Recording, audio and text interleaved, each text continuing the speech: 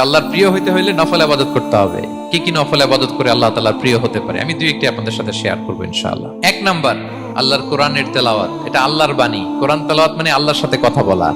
যখন আপনি কোরআন তেলাওয়াত করেন, কাইন্ড অফ আপনি আল্লাহর সাথে মুনাজাত করেন, মানে একান্ত আলাপন করেন, আলাপচারিতা করেন। দুই নাম্বার তালিকা হচ্ছে আত-তাহাজ্জুদ বা কিয়ামুল লাইল।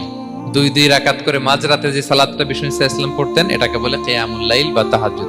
তিন নাম্বার মাধ্যম হচ্ছে বেশি বেশি আল্লাহ তাআলার কাছে চাওয়া, মানে আদ-দুআ, দোয়া করা। বিষ্ণু সাল্লাল্লাহু আলাইহি ওয়াসাল্লাম বলেন আদ-দুআউ মুখুল ইবাদা, দোয়া হচ্ছে ইবাদতের নির্যাস।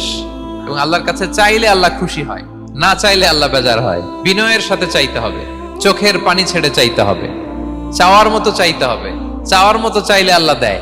আল্লাহ তাআলা আমাদের সবাইকে তার প্রিয় ভাজন বান্দাদের তালিকায় অন্তর্ভুক্ত করে নেক। আমরা সবাই পড়ি আমিন।